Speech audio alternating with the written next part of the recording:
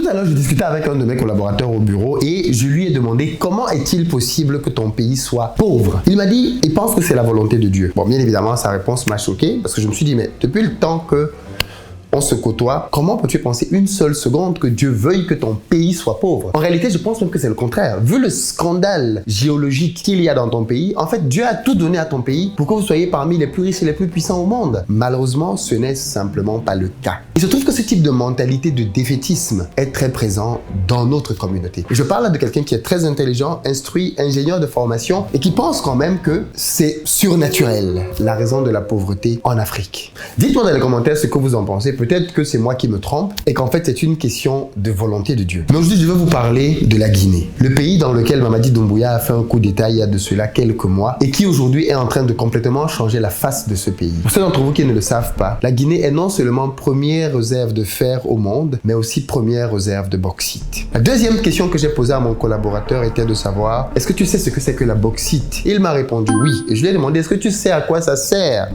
Il m'a répondu non.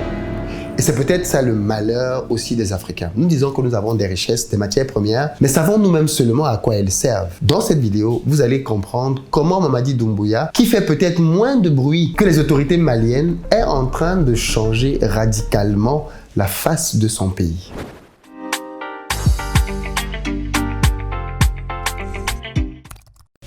Salut à toi, bienvenue sur ma chaîne, moi c'est Philippe Simo et ici je te parle d'entrepreneuriat, de business parce que c'est grâce à ça qu'on va développer notre communauté. Donc si tu veux faire partie de cette belle aventure, tu t'abonnes, tu actives la cloche des notifications et tu seras informé de toutes nos futures parutions. Et puis si tu veux gagner un peu plus d'argent, je te donne rendez-vous sur mon site investiraupays.com onglet formation. Tu vas y trouver une batterie de formations que j'ai créées pour t'aider à atteindre ta liberté financière. Pour ceux d'entre vous qui veulent se former en présentiel, rendez-vous le 28 mai à Paris pour parler de marketing digital. Comment se servir d'Internet pour propulser son business à un autre niveau.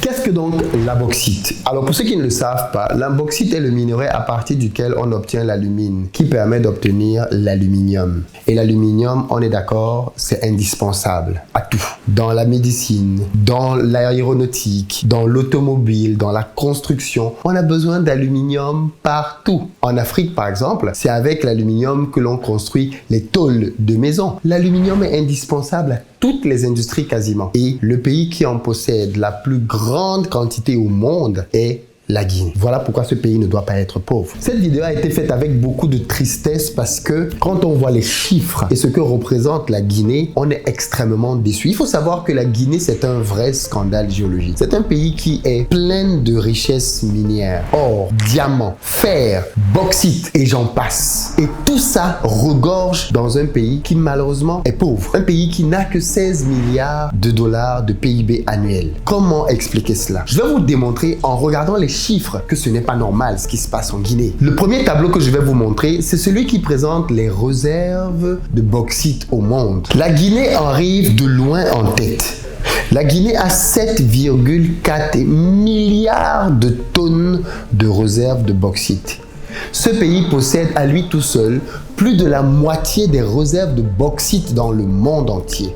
Le deuxième au classement, c'est le Vietnam avec 5,8 milliards de tonnes. Le troisième, c'est l'Australie avec 5,3 milliards de tonnes. Le quatrième, c'est le Brésil avec 2,7 milliards de tonnes. Le cinquième, c'est la Jamaïque avec 2 milliards de tonnes. Le sixième, c'est l'Indonésie avec 1,2 milliard de tonnes. Et puis le septième, c'est la Chine avec 1 milliard de tonnes.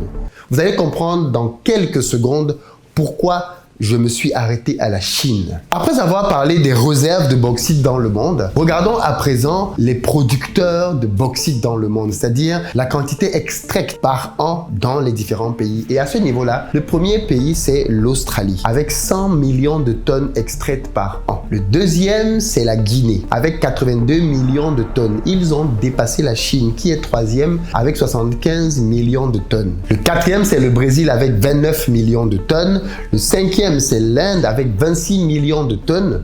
Le sixième, c'est l'Indonésie avec 16 millions de tonnes. Et le septième, c'est la Jamaïque avec 8 900 000 tonnes extraites en 2019. On constate donc que la Guinée, qui est de loin le premier en termes de réserve, se retrouve quand même à être deuxième en termes d'extraction, de production. Encore on peut se dire, ok, le pays est en train de monter en puissance. Par contre, pour compléter mon analyse, je suis allé regarder un troisième tableau. Parce que c'est une chose de produire la matière première, c'est une autre de la transformer. Et là, les résultats sont choquants. L'Australie a 7 raffineries. Le Brésil en a 5. La Chine, 23. L'Inde, 10.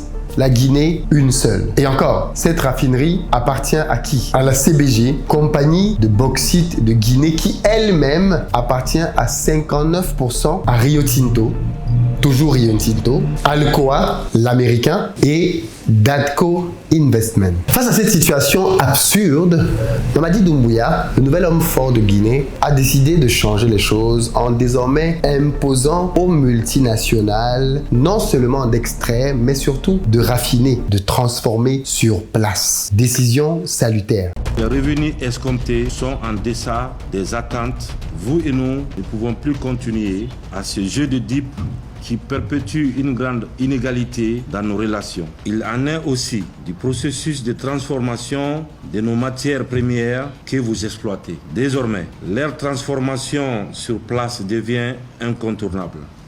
Je vous demande de revenir auprès du ministre des Mines et de la Géologie avec des propositions, un projet, un chronogramme précis de construction de raffineries d'alumine en République de Guinée. Cette simple décision de Mamadi Doumbouya a fait énormément de remous dans le pays. Il leur a donné jusqu'à la fin du mois pour présenter un chronogramme clair qui leur permettrait de pouvoir construire des raffineries et de pouvoir désormais créer de l'emploi local, créer de la valeur ajoutée locale et d'enrichir le pays. Comment un pays qui possède les plus grandes réserves au monde de bauxite et de fer peut être pauvre? Il est appauvri. Est-ce que vous pensez qu'il a réellement les moyens de tordre le bras à ces multinationales hyper puissantes? En tout cas, les choses en prennent la direction. Est-ce que ce que la Guinée est en train de vivre maintenant peut inspirer d'autres pays? Ne faudrait-il pas revoir les contrats, voir ce qu'il y a à l'intérieur et imposer un peu plus de respect, de dignité pour nos pays? Dites-moi ce que vous en pensez dans les commentaires.